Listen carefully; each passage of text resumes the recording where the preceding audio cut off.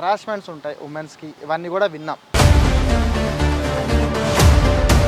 ఒక ఆల్రౌండర్ని ఎవరు పిక్ చేసుకోకుండా ఉంటారని ఆ టైం ఫీల్ అయ్యాము, కానీ నాన్న జాబ్ వదిలేసి సో మీకు ఆ ఛాన్స్ ఇక్కడి వరకు వచ్చేదాన్ని కదా. మీకు తెలుసా ఇది వరల్డ్ రికార్డ్ అని? అప్పుడు తెలీదు. గొంగడి త్రిష ఇప్పటి వరకు ఈ పేరు మనకి చాలా వరకు కొన్ని రోజుల ముందు వరకు కూడా మనకు తెలియదు. కానీ ఇప్పుడు ఒక హైదరాబాదే కాదు, మొత్తం ఇండియా మొత్తం వరల్డ్ వైడ్గా కూడా ఈ పేరు ఇప్పుడు పెరమోగిపోతుంది. కారణం రీసెంట్గా జరిగిన ఉమెన్స్ అండర్-19 వరల్డ్ కప్లో ఆవిడ సాధించిన సెంచరీ అండ్ టీం గెలవడానికి ఆవిడ సాధించిన అచీవ్మెంట్స్ అన్నమాట. సో ఈరోజు మనకి ఇంటర్వ్యూ ఇవ్వడానికి ఆవిడ రెడీగా ఉన్నారు. సో ఆవిడతో మాట్లాడదాం. నమస్తే హలో త్రిష గారు. హలో, ఎలా ఉన్నారు? సో వరల్డ్ కప్ నుంచి ఇప్పుడు బయటకు వచ్చారు అండ్ ఇప్పుడు ఎలా ఉంది మీకు? చాలా హ్యాపీగా ఉంది, బికాజ్ వరల్డ్ కప్ గెలవటం కానీ ప్లేయర్ ఆఫ్ ద టోర్నమెంట్ అవటం స్పెషల్ అని చెప్పి. సో వరల్డ్ కప్లో ఆ టైంలో అసలు మీరు ఎలా ఫీల్ అయ్యారు? అంటే అంత అచీవ్మెంట్ సాధిస్తాను అనుకున్నారు అసలు? ఏదైనా కానీ నా బెస్ట్ ఇవ్వడానికి వెళ్ళాను. What ever it is, cup గెలవాలి ఫైనల్గా. సో నా చేతిలో ఏముందో నేను అది చేద్దాం అనుకున్నాను. సో ఇండియా ఉమెన్స్ టీంలో బ్యాట్స్మెన్స్ ఉన్నారు అండ్ బౌలర్స్ ఉన్నారు, బట్ ఒక ఆల్రౌండర్ అనేది చాలా రేర్ అన్నమాట. సో మీరు అసలు ఆల్రౌండర్ తీసుకోవడానికి ఎందుకు అలా రీజన్? చిన్నప్పటి నుంచి అలవాటా? అండి, ఫస్ట్ నుంచి నేను batter come bowler. So even నా స్టేట్కి కూడా నేను బ్యాటింగ్ చేస్తా, బౌలింగ్ చేస్తా, రెండు ఓపెనింగ్ కూడా చేస్తాను. సో ఫస్ట్ నుంచి బ్యాటింగ్ ఆల్రౌండర్. అండ్ నా ఫస్ట్ వరల్డ్ కప్లో నాకు బౌలింగ్ దొరకలేదు, కానీ ఏదైతే ఈసారి ఆ ఛాన్స్ వచ్చిందో I don't want to lose it. స్కాట్లాండ్తో మ్యాచ్లో మీరు సెంచరీ చేశారు. సో 200 కూడా ఒక్క వికెట్ తోటి మీరు అండ్ మీ పార్ట్నర్ కూడా మీరు సెంచరీ వరకు వెళ్ళారు. లాస్ట్ సింగిల్ తీసేటప్పుడు మీ ఫీలింగ్ ఏంటి అసలు? అంటే నేను 99 మీద ఉన్నానని నాకు తెలియదండి, బికాజ్ నేను రన్స్ కౌంట్ చేసుకోను అండ్ అక్కడ కూడా చూడను. సో నేను ఎంత మీద ఉన్నానో నాకు యాక్చువల్లీ తెలియదు. సో ఎప్పుడైతే నా టీం అందరూ లెగిసి నన్ను చియర్ చేసింది, that's when I got to know okay 100 అయింది. అండ్ ఐ వాజ్ లైక్, నా రియాక్షన్ కూడా అలానే అన్నట్టు. సో ఆ సెంచరీ చేసినప్పుడు మీకు తెలుసా ఇది వరల్డ్ రికార్డ్ అని? రికార్డ్ అని తెలీదు. ఆ పర్టిక్యులర్ వరల్డ్ కప్లో అప్పటి వరకు ఎవరు చేయలేదు. బట్ వన్స్ లైక్ అయిపోయాక రికార్డ్ అని చెప్పినాడు, ఐ వాజ్ లైక్ ఓకే. అసలు మీరు క్రికెట్ వైపు రావాలని ఎలా అనుకున్నారు? అది నా పేరెంట్స్ డెసిషన్ ఉండే అండి, బికాస్ నాకు అమ్మాయి అయినా అబ్బాయి అయినా ఫస్ట్ క్రికెటర్ని చేయాలనుకున్నారు. సో దానివల్ల నేను 2.5 years ఉన్నప్పుడే నాకు క్రికెట్ స్టార్ట్ చేశారు. సో మేబీ అంత తొందరగా స్టార్ట్ చేసినందుకే ఇప్పుడు ఇక్కడ చిన్నప్పటి నుంచి కంప్లీట్ సచిన్ టెండూల్కర్ కంటే చిన్నప్పటి నుంచి స్టార్ట్ చేసినట్టున్నారు మీరు.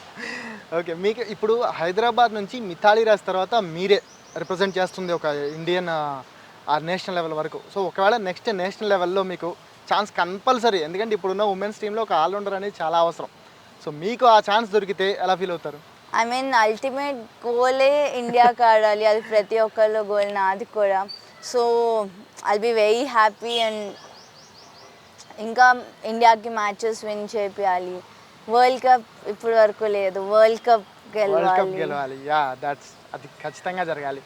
అండ్ చిన్నప్పటి నుంచి ఫాదర్ అన్నారు కదా, సో మీ మదర్ రోల్ ఎంత మీ క్రికెట్లో? నా ఫాదర్ది ఎంత ఉందో నా మదర్ది కూడా అంతే ఉంది. ఈక్వల్గా వాళ్ళు నాకు సపోర్ట్ చేశారు. If my mom wouldn't have supported what ever my dad, అంటే నాన్న ఏదైతే చేస్తున్నారో నేను ప్లస్ అంటే ఇంత ఇక్కడి వరకు వచ్చేదాన్ని కదా. నా న్యూట్రిషన్ కానీ లేకపోతే నా డైలీ రొటీన్స్ కానీ అంతా కరెక్ట్గా ఉండాలంటే అమ్మ లేకుండా జరగదు. అమ్మ లేకుండా ఏం జరగదు. సో ఇంట్లో మీరు ఉన్నప్పుడు, సో మ్యాచెస్ అది వేరు. ఇంట్లో మీరు ఉన్నప్పుడు మీ ఫాదర్ అండ్ మదర్ వీళ్ళిద్దరిలో ఎవరి ప్రేమ మీరు ఎక్కువ? ఇద్దరు. సో ఒకళ్ళు అరిస్తే ఇంకొకళ్ళు సపోర్ట్ చేస్తారు అంతే కంప్లీట్గా. సో మీరు ఇంట్లో అల్లరి పిల్ల లేకపోతే చాలా రిజర్వ్డ్? కామ్ అంటే కొంచెం. ఓకే, ఇప్పుడు క్రికెట్లో మిమ్మల్ని క్రికెట్లో తీసుకురావడం కోసం భద్రాచలం నుంచి కూడా హైదరాబాద్కి షిఫ్ట్ అయ్యారు. సో ఆ టైంలో మీ ఫ్యామిలీ ఎలాంటి స్ట్రగుల్స్ ఫేస్ చేసింది? సో మీరు చిన్నపిల్ల కాబట్టి తెలియకపోవచ్చు, తర్వాత చెప్పుంటారు కదా. It was a very like tough decision అని చెప్పొచ్చు, బికాజ్ ఇట్స్ నాట్ ఈజీ నాకు 6-7 ఇయర్స్ ఉన్నప్పుడు నేను ఫస్ట్ అమ్మమ్మ వాళ్ళతో ఉండే యాక్చువల్గా షిఫ్ట్ అయినప్పుడు నా పేరెంట్స్ ఎవ్రీ వీకెండ్ వస్తుండే ఫస్ట్ 1 ఇయర్. దాని తర్వాత ట్రావెలింగ్ అవన్నీ చాలా ప్రాబ్లం అయిపోతున్నాయని ఇంకా నా పేరెంట్స్ కూడా షిఫ్ట్ అయ్యారు. నాన్న జాబ్ వదిలేసి he shifted. So it was like one of the biggest decisions నా పేరెంట్స్ నా మీద తీసుకున్నారు నమ్మకం పెట్టి. అండ్ అండ్ అప్పుడు తెలీదు ఇక్కడి వరకు వస్తానో రాను. And lot of people they are like shift అవుతున్నారు ఒకవేళ రిజల్ట్ రాకపోతే. There were so many questions. ఖచ్చితంగా రిలేటివ్స్ లో ఉంటారు, ఎందుకు ఇంత అమ్మాయికి ఎందుకు ఇంత అనేది కూడా ఉంటుంది. సో బట్ మై పేరెంట్స్ వాళ్ళు నాకు మీద ఫుల్ కాన్ఫిడెంట్ పెట్టి. సాధారణంగా అబ్బాయికి ఎక్కువ ప్రిఫరెన్సెస్ ఉంటాయి ఇప్పుడున్న జనరేషన్ కానీ ఏదైనా సరే. సో అమ్మాయికి ఎంత ప్రిఫరెన్స్ ఇచ్చి మీ ఫాదర్ ఇలా తీసుకొచ్చారు. సో రిలేటివ్స్లో చాలామంది అని ఉంటారు కంపల్సరీగా అమ్మాయికి ఎందుకు ఇంత ప్రిఫరెన్స్ ఇస్తున్నారు ఇది అని. అలాంటిది ఎప్పుడైనా ఫేస్ చేశారా? అంత నా రిలేటివ్స్ అందరూ కొంచెం ఎక్కువ సపోర్టివే ఉండే నాన్నని ఫస్ట్ నుంచి. అంటే చిన్నప్పుడు నన్ను అక్కడ 6 o'clock లేపి తీసుకెళ్ళేటప్పుడు అందరూ అనేవాళ్ళు ఏంటి పిచ్చా అమ్మాయిని ఎందుకు ఇంత ఇది చేస్తున్నారు. But later on every one understood ఎప్పుడైతే ఈ వరల్డ్ కప్ వచ్చినప్పుడు. కానీ ఓకే, క్రికెట్ కాకపోతే ఇంకేమన్నా చూస్ చేసుకుంటారా అని అడగలేదు, ఎందుకంటే మీకు అది తప్ప ఇంకా వేరే ఏం లేదు అసలు కంప్లీట్గా. సో కంప్లీట్గా ఫాదర్ పుష్తోనే మీరు క్రికెట్లో ముందుకు వచ్చారు. నా పేరెంట్స్ పుష్తో. మీరు 2023 ఐపీఎల్ ఆప్షన్లో అన్సోల్డ్గా ఉన్నారు. సో అప్పుడు మీ అసలు ఫీలింగ్స్ ఏంటి అసలు? ఐ మీన్ ఉంటాను అనుకున్నాను బట్ సమ్హౌ పిక్ అవ్వలేదు. బట్ ఆ టైం ఫీల్ అయ్యాము కానీ జస్ట్ ఇంకెక్కడ ఇంప్రూవ్ చేసుకోవచ్చు ఏరియాస్ టు ఇంప్రూవ్ అని దాని మీద వర్క్ చేస్తాం. ఏమన్నా రీజన్ మీకు ఏమన్నా అనిపించిందా అన్సోల్డ్ అవ్వడానికి? ఏమన్నా రీజన్ ఏమన్నా? ఏమో అండి. ఎందుకంటే ఒక ఆల్రౌండర్ని ఎవరు పిక్ చేసుకోకుండా ఉంటారని అది అసలు నిజంగా ఆలోచించడానికి విచిత్రంగా ఉంది. సో బట్ నెక్స్ట్ ఐపీఎల్లో మాత్రం కంపల్సరీగా మీకు ఒక భారీ some amount and great point కూడా దొరకచ్చు హోప్ఫుల్లీ. ఒకవేళ మీకు ఐపీఎల్లో ఒక ఛాన్స్ వస్తే ఏ టీంకి ఆడాలి మీరు అనుకుంటారు? అట్లేమీ లేదు, ఎవరు తీసుకున్నా కానీ ఒకటే. హైదరాబాద్ కదా, కానీ హైదరాబాద్ టీం లేదు కదా. సో మెన్స్ ఐపీఎల్లో మీ favourite team? Sunrisers. 100% Sunrisers. Okay, Mithali రాజ్తో హైదరాబాద్లో మీ ముందు మిథాలీ రాజే, సో ఒక లెజెండరీ క్రికెటర్ ఆవిడ. సో ఆవిడతో మీ ఇంటరాక్షన్ ఎలా ఉండేది అసలు? ఐ మీన్ మిథాలీది కూడా ఇక్కడే ప్రాక్టీస్ చేసేవాళ్ళు సెయింట్ జాన్స్ క్రికెట్ అకాడమీలో. సో నేను చిన్నప్పుడు నేను చూస్తూ పెరిగాను ఆమెని. And she a wonderful person. And నేననే కాదు ప్రతి ఒక్క అమ్మాయి ఇప్పుడు ఎవరైతే ఆడుతున్నారో అది ఆమె ఇన్స్పిరేషన్తోనే ఆడుతున్నారు. So she has been a inspiration to every single girl and even for me. And the way she I mean ఏమైనా చెప్పడం కానీ లేకపోతే ఆమె గేమ్ చూస్తేనే ఇట్స్ సంథింగ్. ఇంటరాక్షన్ ఎప్పుడన్నా అయ్యారా? మీరు ఒక ఇంటర్వ్యూలో చూసాను మీరు బౌలింగ్ కూడా వేశారు. బౌలింగ్ కూడా వేస్తుండే.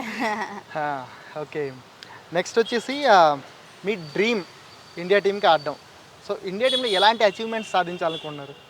అదే నేను ముందు చెప్పినట్టు I want give my best and match winning performances ఉండాలి అండ్ వరల్డ్ కప్ గెలవాలి. ఒక సీరియస్ క్వశ్చన్.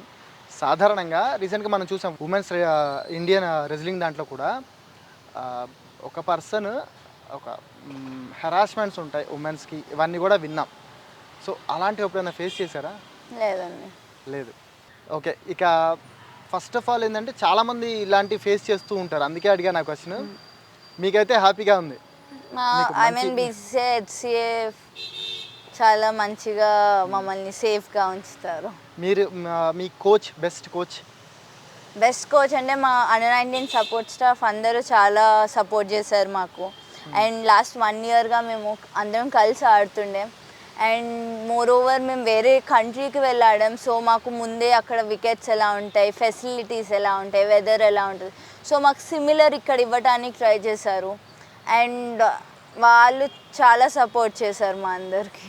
ఓకే, ఇప్పుడు వేరే కంట్రీకి వెళ్తారు కదండి, అక్కడికి వెళ్ళినప్పుడు అక్కడ మీకు సపోర్ట్ ఎలా దొరుకుతుంది అసలు? అంటే కంప్లీట్గా మన కోచింగ్ స్టాఫ్ వీళ్ళందరికీ సపోర్ట్ ఉంటారు. సో ఏమన్నా అక్కడ స్ట్రగుల్స్ కానీ ఏమన్నా ఫేస్ చేయాల్సి ఉంటుందా? లేదండి, అంత ప్రాపర్ ఉంటుంది. ఈవెన్ వాళ్ళ ఐ మీన్ మలేషియా క్రికెట్ వాళ్ళు మొత్తం చూసుకుంటారు. ఇండియా నుంచి కూడా మాకు ప్రాపర్ స్టాఫ్ ఉంటుంది, మేనేజర్ అందరూ ఉంటారు. Okay, great. సెక్యూరిటీ కూడా ఫుల్ ఉంటుంది. సూపర్. అయితే ఇప్పుడు కొన్ని హాఫ్ బీట్ క్వశ్చన్స్ అడుగుతాను. సో మీకు నచ్చిన ఫుడ్ నచ్చిన ఫుడ్ అంటే ఇప్పుడు చాలా న్యూట్రిషన్స్ ఇవన్నీ ఫాలో అవ్వాలి. అవన్నీ ఉంటాయి, బట్ పిజ్జా ఇఫ్ నాట్ ఇంటి ఫుడ్. ఇంటి ఫుడ్ ఇంట్లో అమ్మ ఏది బాగా వండుతారు? అన్నీ అన్ని. నాన్ వెజ్ ఇష్టంగా తింటారా, వెజ్ ఇష్టంగా? రెండు. రెండు. అండ్ రీసెంట్గా ఏమైనా మూవీస్ చూసారా? లేదండి, టైం అసలు లేదు. ఇష్టమైన హీరో ఎవరు? అట్లేం లేదు. క్రికెట్లో ఆ, ఆ, మీకు ఒక గాడ్ ఫాదర్ క్రికెట్లో అనుకుంటే ఎవరిని అంటారు? ఐ మీన్ నా ఫేవరెట్ ఎప్పటి నుంచో మితాలి రాజ్ ఉంది, ఆమెనే. ఓకే. మెన్స్లో మెన్స్లో I like MS Dhoni, Virat. అంటే ఉమెన్స్లో కూడా షెఫాలి వర్మ తర్వాత నేను చూసినంత వరకు మీరు కొట్టే సిక్స్లే ప్రాపర్ సిక్స్ వెళ్తుంది. అంటే నేను చూశాను, మిగతా ఉమెన్ క్రికెట్ కూడా ఫాలో అవుతాను. సో ఏమవుతుందంటే ఉమెన్స్ సిక్స్ కొడతారు, బట్ అంత పవర్గా కనపడదు. నాకు షెఫాలి వర్మ కొట్టే సిక్స్లు చాలా పవర్ఫుల్గా కనపడతాయి. ఆ తర్వాత మీవే కనపడ్డాయి అంత పవర్ఫుల్గా. ఎందుకంటే ఆ ప్రాపర్ షాట్ కానీ ఆ లాఫ్టర్ షాట్ కానీ చాలా ఇదిగా వెళ్తుంది. సో ఏంటి అంత ఇదిగా? ఐ మీన్ నా ఎసెన్సీ ఉంటారు, ప్రాపర్ ప్రణయ్ అని ఆయనే చేపిస్తున్నారు నాకు చాలా రోజుల నుంచి. రీసెంట్ వరల్డ్ కప్లో ఎవరన్నా బౌలర్తో ఈ బౌలర్తో కొంచెం కష్టంగా అనిపించింది? లేదు. అవ్వలేరు, అందరినీ ఈజీగా ఆడేశారు. రీసెంట్గా మీరు చూసిన మూవీ? ఒక సిరీస్ చూస్తున్నా, నైట్ ఏజెంట్ అని. Night agent. Okay, great. తెలుగులో అయితే ఏం చూడలేదు అసలు? ఈ మధ్యన ఏం రాలేదు కదా. వచ్చాయి, మీరు గమనించలేదు అసలు. Okay, thank you Trisha, thank you very much, thank you for the Thank you interview. అండి, thank అండ్ you. మీ ఇంత బిజీ షెడ్యూల్లో మా కోసం కొంత టైం తీసి మాకు ఇంటర్వ్యూ ఇచ్చినందుకు మా దిశ టీవీ తరఫున thank you very much. Thank you so much.